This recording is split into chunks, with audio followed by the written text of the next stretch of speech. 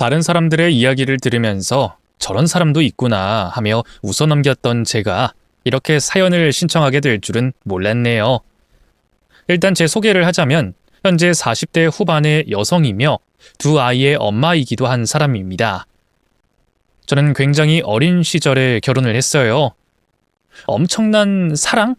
이런 것 때문이 아니라 집에서 탈출하기 위한 회피용이었죠.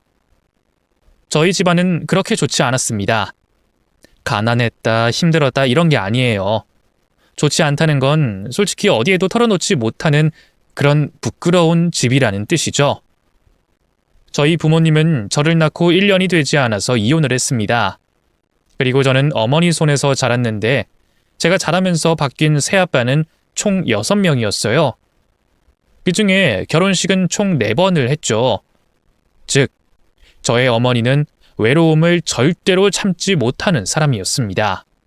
이혼 사유도 가정에 소홀했다라는 이유가 가장 많았으니까 짐작하실 수 있을 거예요. 새아빠가 일에 매달려서 조금 늦게 들어오는 걸로 이혼했고, 친구들과 어울리는 걸 좋아해서 술을 몇 번 먹었다고 이혼했고, 자신의 전화를 바로 받지 않았다는 이유로 또 이혼을 했습니다. 그런 가정에서 자랐기에 저는 정을 주는 걸 어느 순간 멈췄고, 이대로 있다가는 미쳐버릴 것 같아서 결혼을 선택했죠. 어릴 때는 잘 몰랐는데 새아빠라고 온 인간 중에 정말 최악도 섞여 있었기 때문이었어요. 제가 화장실만 들어가면 들어오려고 문 앞을 지키고 있는 변태도 있었고, 제 방에 몰래 들어와 속옷 서랍을 뒤지는 인간도 있었습니다. 그러니 제가 결혼을 도피처로 이용한 것은 살기 위한 하나의 수단이었던 거죠. 물론 그런 선택에 이해를 바라진 않습니다. 결혼을 너무 가볍게 봤다, 비난하셔도 어쩔 수 없고요. 하지만 남들이 직업이나 성격을 보는 것처럼 저 역시도 결핍된 뭔가를 쫓아 결혼을 한 거라고 이해해 주셨으면 좋겠습니다. 다행인 건 제 결혼이 그렇게 불행한 시작이 아니었다는 거였어요. 요즘 여자들은 정말 웃긴다니까. 결혼하는데 조건이 가장 우선이라고 하더라고. 내가 당신 안 만났으면 진짜 결혼도 못했을 거야. 사람들마다 기준이 다르니까 그럴 수 있지. 사랑이 우선이지. 그리고 당신처럼 시어머니의 시누이까지 모시고 사는 사람이 어딨어? 진짜 내 주변 사람들이 당신 이야기하면 얼마나 부러워하는지 몰라. 심지어 같은 공장에 다니는 사람 중에 한 명은 베트남인가 태국인가? 국제결혼할 생각하고 있더라고. 그래? 요즘 그렇게 국제결혼하는 사람들이 있긴 하더라고. 말이 좋아 국제결혼이지. 솔직히 말이 통하지도 않은 사람 돈 주고 데려다 놓고 결혼하는 게 매매혼 아니야? 난 절대로 싫어. 적어도 부부가 대화는 해야지. 난 상상만 해도 싫더라. 남편은 당시 작은 공장의 직원이었는데 돈은 많이 벌진 못했어도 성실하게 일하는 그런 사람이었어요. 그리고 시어머니는 아파트 청소 일을 했고, 남편보다 4살 위인 시누이는 취업 준비를 한다면서 집에 머물러 있었죠.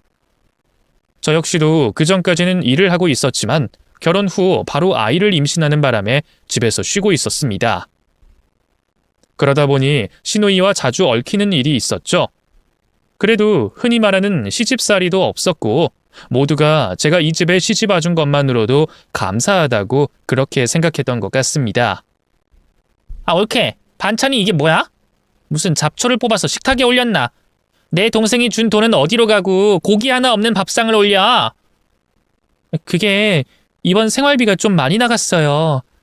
회사에서 경조사비로 걷어간 돈이 20만 원이나 된다고 하더라고요.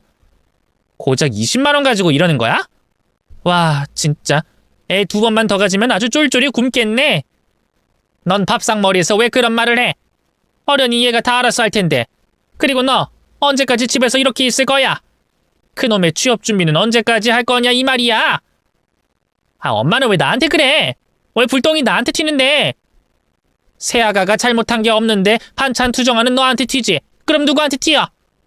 쌀 한 톨도 보태준 거 없으면서 어디서 시집살이를 시키려고 들어? 그럴 거면 나가. 엄마, 왜 나만 그래? 나 엄마 딸이거든. 자식은 전생에 큰 원한 관계가 있다고 하더라. 내가 딱 그 짝이지. 내가 너 때문에 체명을 못 채울 거야. 아니, 반찬이 좀 그렇잖아. 젓가락이 어딜 갈지 모르겠어. 죄다 잡초에 풀떼기. 한 번만 더 이야기해봐. 너 밥 없어. 시어머니는 특히나 저를 더 예뻐하셨고 남편도 언제나 제가 우선이었습니다. 이 정도면 조금은 힘들어도 결혼하길 잘했다는 생각이 들 수밖에 없었어요. 더군다나 그 집은 우리 집에 비하면 안정적이었고 낯선 사람이 오는 법도 없어서 좋았습니다. 늘 친구들과 술을 마시던 저희 어머니, 그리고 집으로 끌어들이는 낯선 남자들이 있는 그 집보단 훨씬 나았죠. 그래서 저는 시누이의 불만 정도는 가볍게 넘길 수 있었어요. 그리고 다행인지 그것도 1년이 채 지나지 않아서 시누이가 취직에 성공하면서 벗어날 수 있었죠. 제가 그쯤에 둘째를 가졌고 그해 남편이 정관 수술을 했습니다. 팍팍한 살림에 더 많은 아이를 낳지 말자는 의논 끝에 그렇게 한 거였고요. 더 시간이 흘러 아이들이 유치원에 가기 시작하면서 저도 일을 시작했고 덕분에 저희 살림은 이전보다 점점 나아지기 시작했습니다. 이케, 이거 생활비야. 나 이제 반찬 투정 제대로 할 거야. 알았지? 네, 그럼요. 제가 알아서 잘할게요. 여보, 나도 생활비 통장으로 넣어놨어. 누나, 근데 왜 현금으로 굳이 그걸 줘? 일부러 생색내려고 하는 거 모를 줄 알아? 그러게. 나도 요즘은 자동이체 하는데 쟤는 꼭 저러더라. 엄마도 그렇게 생각하지? 그래. 취직하고 나서 매번 봉투에다가 언제 철이 드는지. 내가 왜? 기분이 다르잖아, 기분이. 숫자 찍히는 거 그거 정 없거든? 맞아요. 저도 이렇게 받아서 기분 좋아요. 정말이요. 우리 며느리가 참 착해. 어쩜 이런 복덩이가 들어왔을꼬. 아니, 나 취직도 했고 돈도 버는데 왜 또 옳게 칭찬을 해? 돈은 내가 줬는데? 툴툴거리고 틱틱거려도 저는 웃음이 있는 그 집이 참 좋았습니다. 알뜰하게 돈을 써서 저축하는 재미도 그때부터 느낄 수 있었고요. 처음에는 20만 원, 그 다음에는 30만 원, 그리고 생활비를 아끼고 아껴 70만 원이 남았을 때는 눈물도 조금 났을 정도였습니다. 저는 언젠간 이사를 해서 더 좋은 집에 함께 사는 꿈을 꾸면서 그렇게 노력했어요. 그리고 저는 제 아이들을 위해서 이 가정은 반드시 지키겠다고 그렇게 다짐했습니다. 그런데 영원히 평온할 것 같은 그 상태가 무너지게 된 건 다름 아닌 돈 때문이었어요. 어머님, 그건 뭐예요? 이거? 요 앞에 국수집이 개업했다길래 친구들이랑 같이 갔는데 이걸 주더라. 로또네요? 무슨 기념인진 뭔지. 이게 당첨되면 큰 돈이 된다면서 챙겨가라고 그래서 가져왔지. 번호는 단 한 줄이 전부였고 행사용으로 나온 거라서 뒤에는 국수집 전단지 하나가 함께 달려 있었습니다. 그런데 그때 딱히 그걸 해본 적도 없어서 별로 신경 쓰지 않았고 그건 어머니 역시 마찬가지였는지 거실 테이블 위에서 며칠을 굴러다녔죠. 그런데 어느 날 시누이가 소리를 꽥 지르면서 정말 방방 뛰고 난리가 난 겁니다. 그때서야 알게 됐어요. 그게 1등에 당첨됐다는 사실을 말이죠. 저도 얼떨결에 기뻐하긴 했지만 솔직히 현실인지 가늠이 되지 않더라고요. 우리 고생 끝났어. 더 좋은 집에서 살고 우리 진짜 행복하게 살 수 있다고. 엄마, 내 덕이지? 내가 이거 확인해본 내 덕이야. 그치? 내가 가져왔는데 왜 네 덕이야? 어쨌든 이게 돈이라는 거지? 응, 엄청난 돈일 거야. 우리 부자야, 엄마. 아이고, 이런 일이 우리한테 있다니. 이제 죽어도 여한이 없다. 엄마가 왜 죽어? 이거 다 쓰면서 편하게 살면 되지. 당첨금 32억 3,100여만 원. 엄청난 돈이었습니다. 하지만 그 모든 돈을 받은 건 아니었고 소득세 33%를 제외해야 한다고 하더군요. 그래서 받은 실수령금은 약 21억 원이었습니다. 우글우글 몰려가서 거액의 돈이 든 통장을 받아든 순간에도 저는 실감하지 못했어요. 그러다 그 돈으로 소고기집에서 배부르게 먹은 후에도 잔금이 줄지 않은 숫자들을 봤을 때서야 실감이 났습니다. 우리가 정말 부자가 됐다는 걸 말이죠. 정말로 짧은 한 달 안에 많은 게 바뀌었습니다. 남편과 시누이는 일을 그만뒀고 시어머니 역시 마찬가지였어요. 그리고는 셋이 함께 집을 보러 다니기 시작했고 그날 새 차를 뽑아서 왔습니다. 무슨 차를 샀어? 일도 그만뒀다면서. 뭐 어때? 이 정도는 이제 우리 형편에 탈만하잖아. 그래도 꽤 비쌀 것 같은데. 4천? 뭐 그 정도는 뭐 내 퇴직금이랑 여동생 퇴직금으로 샀어. 그러니 우리 당첨금은 거의 쓰지도 않은 거지. 나름 알뜰하지 않아? 하지만 그렇다고 다들 일을 그만두게 되면. 여보, 답답하게 굴지 마. 우리 이제 구질구질하게 안 살아도 잘 살 수 있어. 100원, 200원 이런 거 아낄 필요가 없어. 인생은 이렇게 한 방인 거야. 어쨌든 나 친구들 만나서 한턱 쏘기로 했거든. 나 나가봐야 해. 그리고 옷도 좀 사라. 그게 뭐야, 옷이? 그게 시작이었던 것 같아요. 남편이 가장 먼저 시작했고 그것은 점점 시댁 식구들에게도 퍼지기 시작했죠.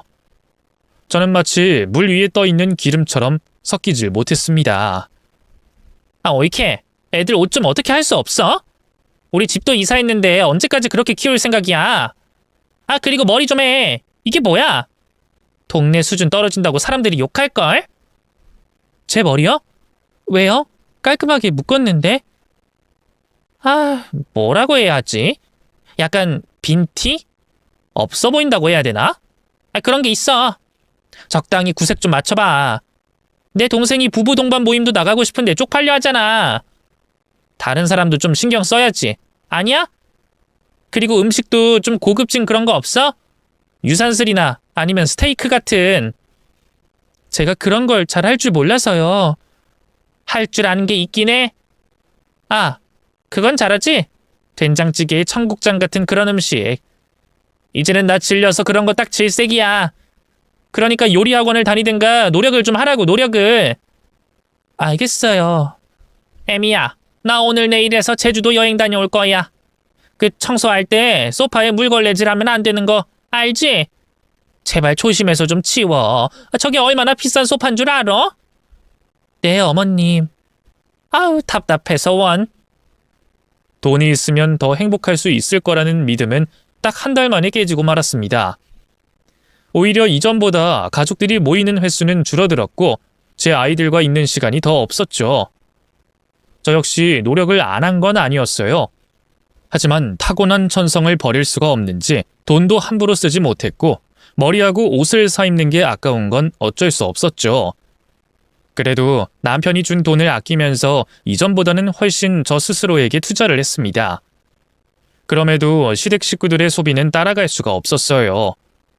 명품 가방, 명품 옷을 사서는 그걸 자랑하며 다니는 걸 이해할 수 없었고 저는 점점 그곳에서 소외돼 갔죠. 문제는 그것이 얼마 가지 못했다는 겁니다. 아파트를 사고 새 차를 구입하고 명품 가방 옷 쇼핑을 하고 일을 그만둔 상태로 세 식구가 조금씩 나눠 먹은 당첨금은 어느새 앞자리의 숫자를 바꿨습니다. 그리고 1년이 지났을 때 바닥을 보이기 시작했어요. 저는 속으로 차라리 잘 됐다 싶었습니다. 돈이 없다면 이전으로 돌아올 거라고 기대를 했거든요. 하지만 그건 제가 한참 잘못 생각했던 거였습니다. 그러게 내가 너 가방이랑 구두 좀 그만 사라고 했지? 아니 도대체 그게 왜 필요해? 지네도 아니고 다리는 두 짝인데 뭐가 그렇게 많이 필요하냐고. 너는 큰돈 썼잖아. 차도 사고, 그리고 골프장도 다녔잖아. 왜 나한테 지랄이야? 누나보단 훨씬 나아. 운동하는 거랑 그리고 차는 국산 차야. 그 차보다 누나가 들고 있는 가방 하나가 더 비싼 거 몰라서 그래? 그거 허세야, 허세. 그러는 너는 식구가 몇이야. 써도 네가 더 많이 썼지. 그리고 막말로 나 아니었으면 로또가 당첨된 거 알기나 했을까? 나 이럴 자격 충분하거든. 적어도 너보다 엄마랑 나는 충분한 자격을 가지고 있다고. 자격? 내가 그동안 돈 벌어와서 먹이고 입혔던 건 생각 안 해? 팔자 좋게 놀고 있을 때 내가 준 돈은, 내가 준 용돈은, 생활비는. 야, 그걸로 생색을 낼 줄은 몰랐네. 그거 다 합해도 내 가방 하나만도 못하단 거 몰라? 어이가 없네. 앞으로 당첨금에 손댈 생각하지도 마. 뭐? 너 정말 미쳤어? 아주 이제 혼자서 살려고 하네? 나도 결혼해야 될 거 아니야. 남은 거 내 결혼 자금으로 쓸 거야. 시끄러 이것들아. 여기서 왜 싸우고 난리야? 엄마도 마찬가지야. 여행을 무슨 그렇게 다녀? 그리고 심지어 비즈니스로 끊어서 유럽을 다녀왔어? 아이, 꼭 그렇게 해야 돼? 돈을 무슨 물 쓰듯이 써. 정확히는 내 돈이야. 이거 왜 이래? 나 아니었으면 너희들이 그렇게 살 수나 있었을까? 난 모르겠고 앞으로 내 돈 건드릴 생각 마라. 카드도 다 정지할 거야. 이제 너희들 인생 너희가 살아. 아이, 엄마, 나 시집 가야 된다니까? 가방 팔아서 가면 되잖아. 엄마, 나한테까지 1억이야? 내가 이 집에 어떻게 했는데 나한테 어쩜 그래? 아들이고 딸이고 아무 소용없다. 그게 불만이면 너희들 나가서 살아라. 나 혼자도 잘 먹고 잘 살 수 있으니까. 남은 돈으로 가족들은 싸우기 시작했습니다. 하지만 그보다 더 큰 문제는 남은 돈과 별개로 이전의 생활로 돌아가지 않으려고 한다는 거였어요. 당장의 생활비를 벌 생각도 다시 취직을 할 생각도 그들에게는 존재하지 않았습니다. 마치 태생이 부자였던 사람처럼 그렇게 구는 것도 여전했고요. 그리고 거기서 가장 만만한 사람이 바로 저였습니다. 너는 아직도 일하면서 구질구질. 아주 동네 망신을 다 시키네. 동네 주민들이 그러더라. 너 가정부냐고. 넌 언제까지 이러고 살 거야? 내가 창피해서 얼굴을 들 수가 없어. 어머니, 그래도 누구 하나는 벌긴 해야죠. 이제 당첨금도 거의 떨어져 간다고 했잖아요. 누구 하나? 그러니까 문제야. 네가 벌면 얼마나 벌어? 그걸로 유세 떠는 거냐? 유세라뇨. 그게 아니고. 내가 생활비 줬잖아. 그걸로도 부족하니? 너 혹시 친정에 돈 주고 있는 거 아니냐? 저 친정이랑 연락도 안 하는 거 아시잖아요. 내가 알게 뭐야? 너희 엄마한테 뒤로 돈 주고 있는지. 자식들이라는 게 그래. 꼭 여유가 생기면 뒤로 딴짓 하더라고. 절대 아니고 앞으로도 그럴 일은 없어요. 됐고, 밖으로 그만 나돌고 집에서 애들이나 신경 써라. 아범도 신경 좀 써. 그러다가 바람이라도 나면 어쩌려고 이러니? 바람이요? 그래. 막말로 네가 시집 올 때 뭐라도 해온 게 있니? 변변한 살림살이라도 챙겨왔니? 하다못해 입을 한 차라도 해왔니? 양심이 있으면 너도 긴장하고 살아. 내가 아들이었으면 진작에 너 버렸어. 적어도 수준은 맞아야 될 거 아니야, 수준은. 어머님, 아무리 그래도 그런 말씀은. 내가 왜? 너 내 말이 고가오면 그거 자격지심이라는 거야. 너도 스스로 알 거 아니야. 집안 차이가 나면 이런 게 문제가 생기는 거야. 수준, 문화, 이런 거부터가 다르다고. 요즘엔 너랑 이야기하면 내가 숨이 턱턱 막혀. 알긴 알아? 죄송합니다, 어머님. 서로 싸우다가도 이렇게 꼭 제게 불똥이 튀었어요. 그리고 저희 집, 친정, 그리고 제가 혼수를 해오지 않은 부분까지 걸고 넘어지곤 했습니다. 처음에 남편은 그런 말에 저를 보호해줬지만 어느 순간부터는 그 사람도 저를 비난하더군요. 그러게 내가 준 돈으로 좀 꾸미지 그랬어. 뱃살 좀 봐라, 뱃살. 나이 먹었으면 알아서 자기 관리 정도는 해야 되는 거 아니야? 화장도 안 하고. 매번 지겹다. 정말 지겨워. 여보, 왜 당신까지 그래? 나 밖에서는 일하고 집에 와서는 살림하고 애들 둘까지 봐야 되는 거 몰라? 그러니까 내가 시간이 있겠냐고. 아무도 돕지도 않으면서. 누가 그렇게 살래? 내가 등 떠밀었어? 사람 구해서 쓰면 그만이잖아. 내가 준 돈으로는 엿 받고 먹었냐? 이제 우리 예전에 그 사람들 아니야. 작은 돈에도 바들거리던 그 남자도 아니고 나도 당신도 떵떵거리면서 그렇게 살 수 있는데 뭐가 불안해서 그렇게 살아? 현실을 좀 인지해. 지금 돈 2억 남은 게 전부라며. 그 돈으로 앞으로 몇 년은 아껴서 살 수 있을지 몰라도 평생은 안 돼. 그리고 지금처럼 쓰기만 하면 결국에 사라질 거라고. 우리가 열심히 해도 그 돈 못 모아. 그 정도의 액수라고. 가방 하나가 1,000만 원이 넘고 당신이 쓰는 돈도 그 정도 하잖아. 그럼 오래가야 2년이야. 그 안에 정신 차려야 할 사람은 내가 아니라 당신이고. 아이 진짜. 이러니까 내가 집에 들어오기가 싫지. 넌 꼭 다 된 밥에 재수없는 소리나 짓거리고 재나 뿌릴 줄 알지? 꼭 말을 그따위로 해야 해? 더 잘 될 생각을 해야지. 그러니까 일 시작하자. 당신이 먼저 하면 다른 가족들도 그럴 거야. 누구 좋으라고? 내가 일하기 시작하면 누나랑 엄마가 다 써버릴 텐데 미쳤어? 그리고 그 돈은 쓸 곳이 따로 있어. 어디 투자라도 하게? 가게 열 거야? 아니, 로또 사서 다시 복구시킬 거야. 이렇게 평생 살 수 있다면 그 정도 수고쯤은 할 수 있지. 남편은 그 뒤로 로또를 미친 듯이 사기 시작했습니다. 처음에는 질색하던 시어머니나 시누이 역시도 그 길이 최선이라고 생각했는지 동참하더군요.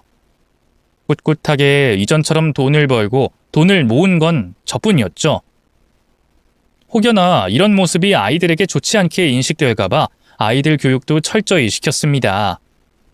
돼지 저금통을 만들어서 저축하는 습관도 들였고 그게 다 모이면 아이들 통장에 직접 넣도록 은행도 데려갔고요. 그렇게 시간이 흘러 한 달, 두 달이 넘어가면서도 당첨은 좀처럼 되진 않았어요. 최대 많이 된 것이 3등이었고 대부분은 0원, 5,000원이 전부였죠.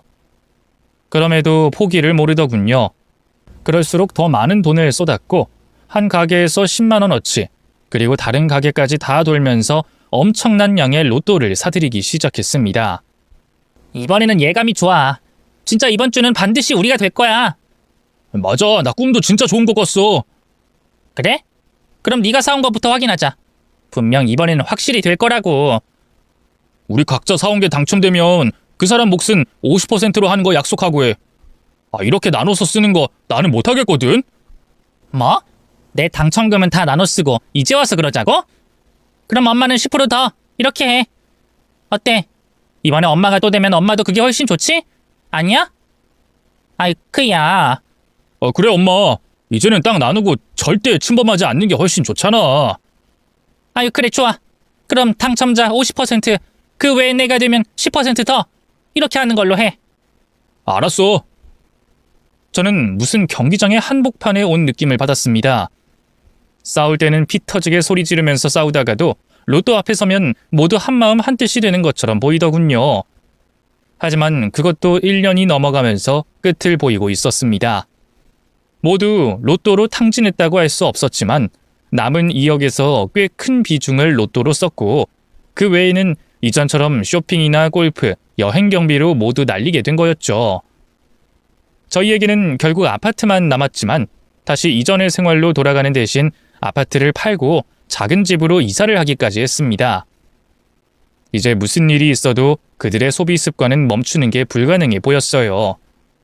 그래서 결국 제가 나설 수밖에 없었죠. 저는 그간 모은 돈으로 가게를 열었습니다.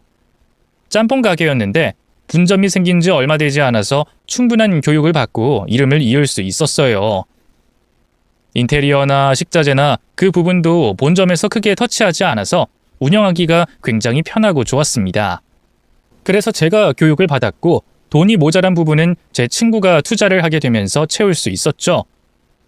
본래 처음부터 장사가 되지 않았다가 입소문이 나고 그런 식으로 장사가 될 줄 알았습니다. 그런데 진짜 기적처럼 처음부터 장사가 너무 잘 됐어요. 사람들은 정말 물밀듯이 찾아왔고 작은 가게 앞에 줄을 서서 기다릴 정도였죠.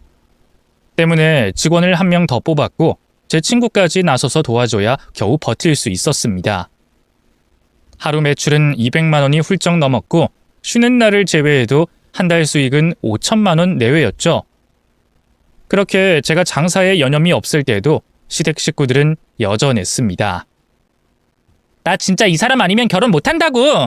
이 사람이랑 결혼해야 된단 말이야. 그럼 이 집이라도 또 팔라는 거야? 어?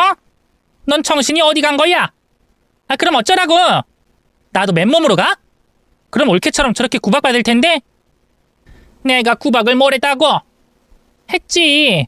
엄마 솔직히 까놓고 매번 툴툴거렸잖아.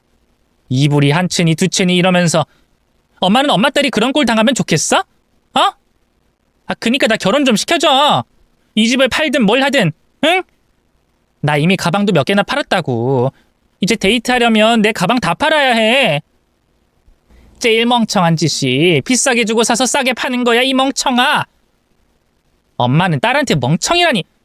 그러는 엄마는 여행 다닌다고 쓴 돈이 얼마야? 그건 팔 수도 없잖아. 허공에 날린 거지. 무슨 비행기를 아무거나 타면 되지. 비즈니스? 난 한 번도 탄 적이 없어. 엄마, 엄마보다 싸게 팔아도 어쨌든 돈 되는 걸 가지고 있는 내가 훨씬 나아. 그럼 이 가방이랑 구두랑 다 팔아서 시집 가면 되겠네. 그렇게 해. 아, 진짜 이럴 거야? 그런 일은 시누이와 시어머니만의 이야기는 아니었어요. 하루는 아이들이 자고 있는지 확인하러 들어갔는데 검은 뭔가를 보고 소리를 지른 적이 있었죠. 그건 다름 아닌 남편이었고 남편은 아이들의 저금통에 집게를 넣어서 그걸 하나씩 빼고 있었습니다. 이제 하다 이런 짓을 해? 아니, 난 로또를 사야 되는데 현금이 없어서. 진짜야, 금방 채우려고 했어. 그리고 뜯은 것도 아니고 그냥 살짝. 애들도 몰라. 그냥 구멍 사이로 이 집게 넣어서 뺀 거야. 당신 이전에도 이런 적 있지? 작은 애가 자꾸 돈이 없다고 하는 게 이상해도 설마 했는데. 나도 급해서 그런 거야. 애가 알면 뭘 한다고. 그리고 어련히 로또가 당첨되면 자기한테 더 좋은 일이라는 거 알걸? 요즘 애들이 얼마나 영악한데. 여보, 로또는 이제 전처럼 못 사. 당신은 언제 정신 차릴 거야? 애들 돈에 손을 왜 대? 아빠가 돼서 부끄럽지도 않아? 이것 좀 쓴 게 뭐 어때서? 아빠가 이 정도도 못해? 그리고 뭐가 부끄러워? 나만 잘 살고 싶어서 그래? 우리 다 같이 잘 되자는 건데? 그게 왜 부끄러워? 얼마든지 난 할 수 있어. 아빠니까 하면 안 되는 거지. 애들이 저축하려고 얼마나 열심히 모았는데 그걸. 아이, 진짜 더럽고 치사해서. 알았어. 안 하면 되잖아. 됐냐? 어딜 가? 주머니에 넣은 그 돈 꺼내놓고 나가. 화난 척 그냥 나갈 생각하지 말고. 몰라. 어제 꾼 꿈에서 돼지가 내 품으로 들어와서 안겼다고. 진짜야. 물론 금방 죽긴 했는데 내가 너무 좋아서 계속 끌어안았더니 재수없게 죽었지 뭐야. 그래도 돼지는 돼지니까 사야 된다고. 딱 10만 원만 쓰자. 응? 저도 참 바보 같았어요. 그 모습을 보면서도 안타깝고 돕고 싶은 그런 마음이 들었으니까 말입니다. 결국 저는 가족들에게 얼마의 돈을 보태줬고 그걸로 기뻐하는 걸 보면서 마음이 편해졌어요. 어쩌면 어머니 말씀처럼 자격지심일지도 모릅니다. 제가 뭔가 해줄 수 있다는 기쁨을 얻고 싶었던 이유일지도 모르죠. 그리고 실제로 좋긴 했어요. 우리 며느리, 역시 우리 며느리가 최고야. 올케, 정말 이 돈을 올케가 벌었어? 진짜? 그럼 나 결혼 자금도 마련해 줄 거야? 네, 엄청나게 해드릴 수는 없지만 제가 최선을 다해서 마련해 볼게요. 여보, 진짜 당신이란 사람은 우리 집의 복덩이야. 그 작은 가게에서 이런 돈을 번다고? 운이 좋았어. 매달은 자신이 없긴 해. 아니, 이 정도면 충분하지. 나도 도울까? 그럴까? 아니, 그냥 이전처럼 일하고 그렇게 했으면 좋겠어. 우리 모두 다요. 일? 그래, 뭐 나도 그 생각은 했어. 언제까지 이렇게 살 수는 없잖아. 근데 시간이 좀 필요한 거야. 시간이. 그래, 애비 말이 맞다. 나도 아무래도 알아보고 있었어. 난 결혼 준비 때문에 당장은 못해. 올케도 알잖아. 결혼 준비라는 게 보통 일 아니라는 거. 그럼 집안일이라도 도와주실 수 있죠? 그럼 도울 수 있지. 내가 쉬면서 하면 되는 거니까. 가족들에게 주는 돈은 아깝지 않았어요. 아이처럼 기뻐하는 모습을 보고 있으니 제 자신이 뭔가 대단한 사람이 된 것 같은 기분도 싫지 않았고 말입니다. 그래서 더 열심히 살았어요. 매일 아침 누구보다 일찍 일어나서 신선한 재료를 사고 가게에서 그걸 다듬고 그리고 장사를 시작했고 깨끗하게 청소하고 매출을 정리했죠. 다행히 집안일도 완벽하게 돼 있었습니다. 솔직히 시누이에게 그런 면이 있는 줄 몰랐는데 정말 꼼꼼하게 잘했더군요. 그래서 저는 안심이 됐습니다. 남편 역시도 매일 일자리를 구한다고 나갔고 시어머니 역시 그랬죠. 그래서 저만 잘 버텨주면 모든 게 다시 돌아올 거라는 희망이 생겼습니다. 하지만 몇 달이 지나고 제 통장의 잔고를 봤을 때 깨닫게 됐어요. 그게 온전히 저의 착각이었다는 것을. 여기 80만 원은 뭔가요? 그게 옳게 사람을 썼어. 내가 바빠서 어쩔 수 없었다고. 이 집이 큰 집도 아닌데 여기서 사람을 쓴다뇨. 아, 그럼 어쩌라고. 난 살림 못해. 아, 그리고 나도 나름 바빴어. 옷 사고 구두 사고 신발? 남자 지갑? 이런 거 산다고 바빴어요? 우리가 그것 좀 썼다고 그렇게 하는 건 좀 너무하지 않니? 어머님도 그래요. 이걸 아시면서 그냥 내버려 두셨어요? 그리고 또 여행사 결제하셨네요. 답답해서 그랬어, 답답해서. 아, 그렇게 다니다가 안 다니니까 나만 소외되는 것 같고, 다른 집 여자들은 며느리가 그런 곳 보내준다기에 나도 그래 봤다. 그게 불만이야? 아무리 그래도 저희 예전처럼은 못 살아요. 몇 천씩 턱턱 이런 거 못 한다고요. 그리고 결혼 자금도 마련해야 되는데 이런 식으로 하면 결혼 못 해요. 아시잖아요. 그렇지만 미안해 올케. 내가 잠깐 미쳤었어. 돈이 들어오니까 나도 모르게. 너무 속이 상했습니다. 아깝지 않은 돈이었지만 정신 차릴 생각이 없는 식구들을 보면서 가슴 위에 큰 돌을 올린 것 같은 느낌이 들었어요. 그나마 다행인 것은 남편은 제 눈치를 보고 그나마 돈을 아껴 썼다는 정도였습니다.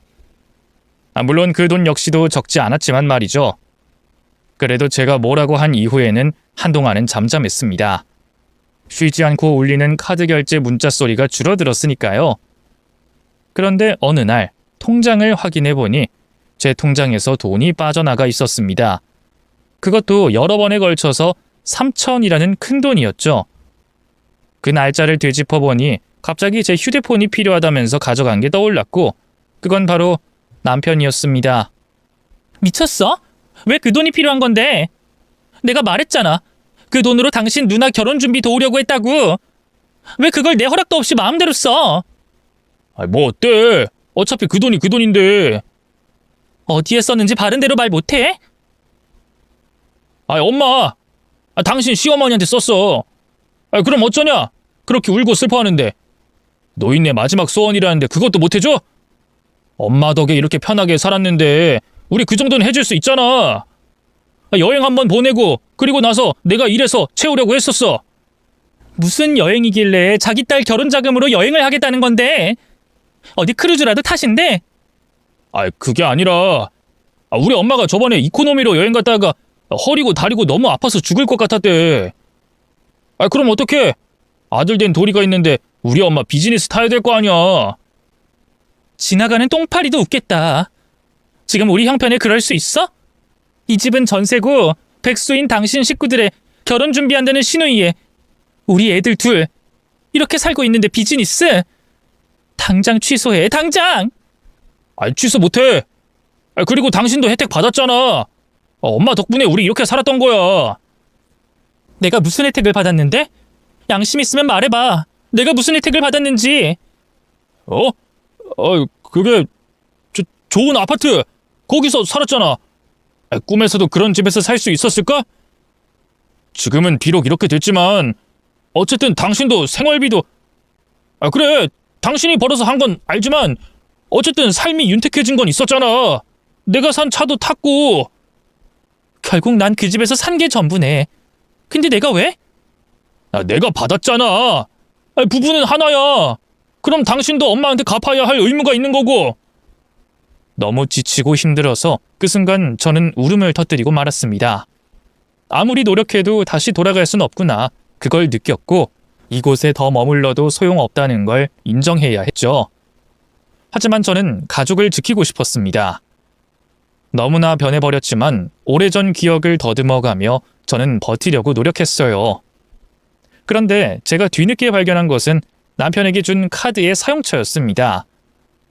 저는 그게 도통 뭔지 몰라서 동업하는 친구에게 물었어요. 이거 보석 전문 백화점 브랜드야. 이거 들고 가서 백화점에서 뭘 샀는지 보자. 시계 같은 거 산 거 아닐까? 어머님 팔찌라든가. 야, 여기 호텔 결제 내역은 안 보여? 너 그렇게 방심하면 안 된다고 했지. 하지만 외면하고 싶은 거 알겠어. 알고 싶지 않겠지. 그런데 넌 엄마야. 너 혼자가 아니라고. 그니까 정신 차려. 알았니?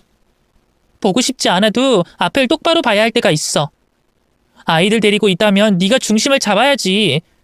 눈 감고 어디까지 갈 수 있을 것 같아? 알았어.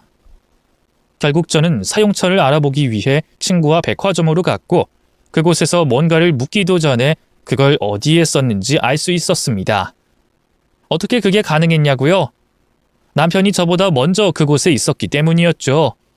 그것도 한 젊은 여자와 함께 말입니다. 자신이 부자라도 되는 듯이 거만하게 턱을 들고 물건을 사주는 모습을 보고 말았어요. 저는 정신이 없어서 벌벌 떨고만 있었는데 친구는 침착하게 사진을 찍고는 저를 잡고 그 자리에서 몰래 빠져나왔습니다. 그 다음은 기억이 나지 않아요. 친구가 제게 많은 조언과 위로를 해줬지만 넋이 빠진 상태에서 거의 들리지 않았기 때문입니다. 그리고 제가 뒤늦게 정신이 들었을 때는 이혼을 결심했죠. 그런데 그대로 그들을 놔주기에는 저는 착하지 않았습니다. 그래서 복수를 할 생각을 했어요. 내가 이달에 면접 준비해야 하니까 이것저것 많이 드네. 자동차 보험도 내야 하고 정비도 맡겼고 그리고 뻔뻔하게 거짓말을 하는 남편을 보자 그나마 남은 정이 모두 떨어졌고 저는 분노를 누르면서 부드럽게 웃었습니다. 뭐 그 정도야. 정말이야? 화 안 났어? 내가 당신한테 화를 왜 내? 나 이제 그 정도는 여유롭게 벌어. 이제는 상황이 다르잖아. 그렇지? 이제 이렇게 구질구질하게 살 필요도 없고 말이야. 조만간 이사도 하고. 정말? 당신 정말 성공했구나. 진짜 잘됐다. 특히나 이달에는 2배 이상은 벌었지 뭐야? 진짜? 엄마랑 누나한테도 자랑해야겠네. 부를까? 그래. 그럼 우리 작은 파티라도 열자. 저는 희죽거리는 남편의 뒤에서 싸늘하게 표정을 바꿨어요. 그리고는 모두가 모였을 때 저는 연기를 하기 시작했습니다. 이 연기라는 게 어렵지 않더라고요. 그 전에 시댁 식구들이 제 앞에서 보여줬던 걸 똑같이 말만 하면 되니까 말이죠. 어머님, 구질구질하게 옷이 그게 뭐예요? 여행 가신다면서요. 옷이 영. 제가 카드. 아니다. 일단 어머니 카드로 좀 긁으세요. 뭐? 아니 왜? 제 카드로 쓰시는 거 불편하지 않아요? 내역도 남고 저 이제 가족들 눈치 보게 돈 쓰게 하기 싫어요. 그러니까 자유롭게 쓰시고 제가 대신 갚으면 되는 거 아닌가 해서요. 그게 싫으시면 제 체크카드 드릴게요. 어떻게 하실래요? 돈을 갚아준다고? 그러면 나는 아무래도 내 카드 쓰는 게 편하지. 근데 얼마나? 어느 정도로 쓰면 되는 거니? 한도요? 없죠. 그냥 쓰세요, 편하게. 남편한테 말했는데. 엄마, 이 사람 가게 대박 났다고 하네요? 저번 달보다 2배라고. 앞으로는 더 잘 될 것 같고요. 우리 이제 됐어요. 이건 거의 로또나 다름없다고. 정말이니? 아유, 우리 며느리 너무 창하다. 정말 써도 된다는 거지? 오이케, 나는? 나 결혼식은? 그것도 카드로 하시면 될 것 같아요. 진짜? 올케 너무 좋다. 진짜 내가 올케복은 타고났어. 우리 자기한테도 이 소식 이야기해야겠어. 아무래도 그쪽 집에서 날 탐탁지 않게 생각하는 것 같았는데 진짜 다행이야. 여보, 정말 고마워. 내가 당신한테 정말 잘할게. 사랑해. 남편이 저를 끌어안으면서 울먹이는데 솔직히 토하고 싶었습니다. 그 손으로 다른 여자를 만지고 놀고 즐기면서 제게 사랑한다고 말하는 게 역겨웠죠. 그래도 저는 참고 말을 이었습니다. 오랜만에 가족여행은 어때요? 시어머니랑 당신이랑 세 식구 다 같이. 애들은? 그리고 당신은? 아이 그래. 주인공이 넌데 널 놓고 가면 면목이 없지.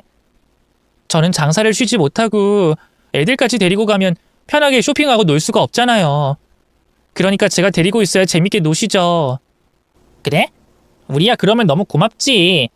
나 후딱 혼수 사서 채워넣고 엄마랑 동생 데리고 가야겠다. 유럽으로 가자, 유럽.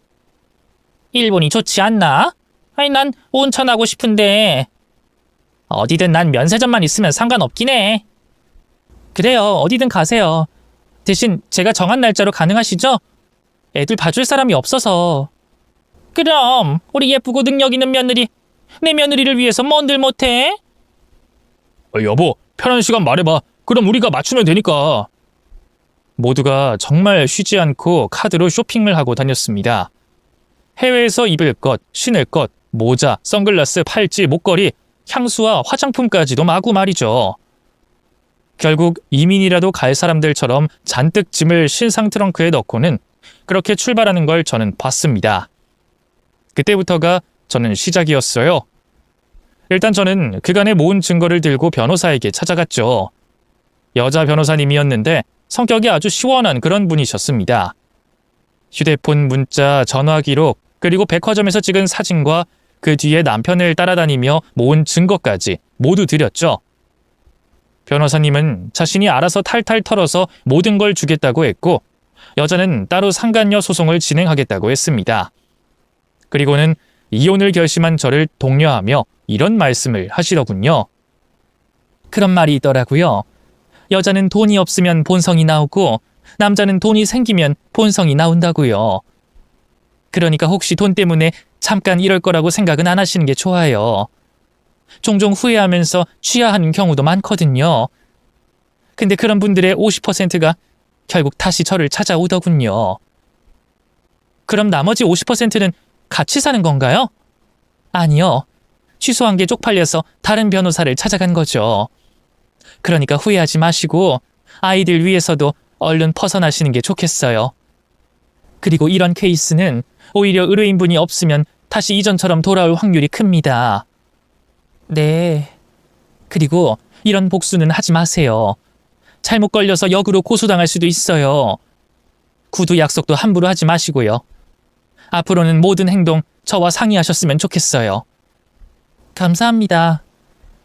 저는 여행 기간 동안 많이 바빴습니다. 혹시 몰라서 제가 번 돈을 모두 동업자인 친구의 통장에 넣었고, 제 짐과 애들 짐을 모두 빼서 이사까지 해야 했거든요. 그리고 이윽고 모두가 여행에서 돌아왔을 때 저는 그 자리에 있지 않았습니다. 어차피 제가 협의 이혼을 한다고 해도 제 재산 때문에 저를 놔주지 않을 거라는 걸 알고 있었기 때문이었죠. 그래서 저는 대충 가게 일이 바쁘다는 핑계로 집에 들어가는 걸 미뤘습니다. 그렇게 시간을 벌어서 서류를 통해 제가 이혼을 요구했다는 걸 알게 만들었어요. 소장? 이게 뭐야? 당신 이거 뭔가 착오지? 보이스피싱 이런 건가? 그런 거 아니고 진짜야. 잘 읽어보고 당신도 반박할 거면 제대로 사람 쓰는 게 좋을 거야. 아, 여보. 이게 무슨 말이야? 외도? 외도라니? 변호사를 통해서 이야기하시죠. 진짜 나랑 이혼하려고? 오해야. 당신이 뭔가를 오해하고 있고 나는 바람 피운 적은 단 한 번도 없어. 그리고 이건 아니지. 우리 카드 쓴 거. 저는 말을 할까 하다가 그게 증거로 될 것 같아서 말을 아꼈습니다. 그게 무슨 소리야? 내가 카드를 썼다고? 아니, 우리 여행하면서 우리 카드 쓰라고 했던 거. 일시불로 긁은 게 있는데 이 부분은 책임을 져야 될 거 아니야.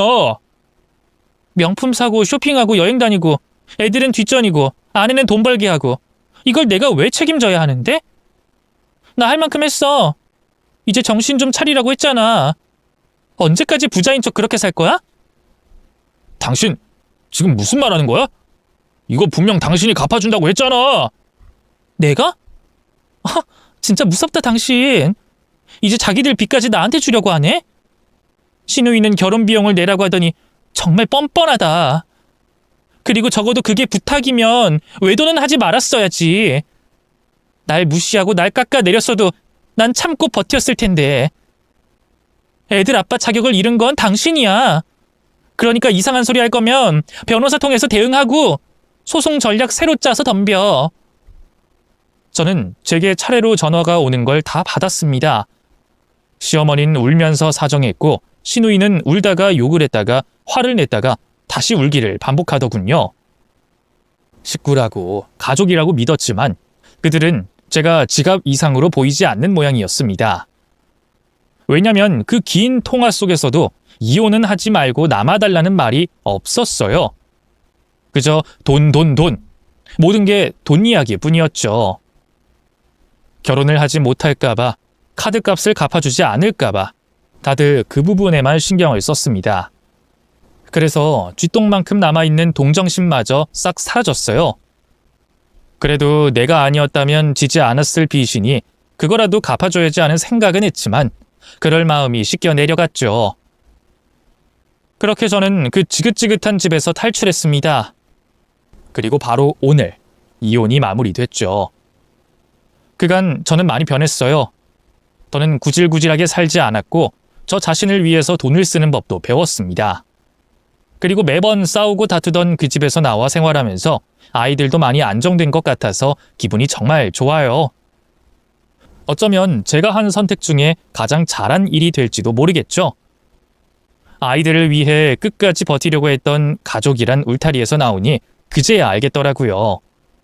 아이들이 아니라 날 위해서 그랬던 것이라는 걸 말입니다. 기대감, 희망, 이런 걸 버리지 못해서 아이들의 어린 시절과 추억, 이런 중요한 걸 놓칠 뻔한 거죠. 저는 어리석었고 현명하지 못한 사람이었던 겁니다. 다행히 그걸 인정하니까 속이 많이 가벼워졌어요. 가슴에 올리고 있던 무거운 돌덩이도 내려놨고 눈을 뜨고 현실을 직시하는 법도 익혔고 말이죠.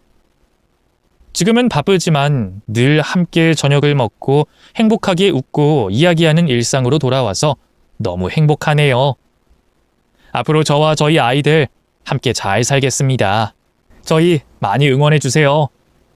끝까지 들어주신 분들에게 너무너무 감사합니다. 다음에는 다시 같은 구독자로 보면 좋겠어요.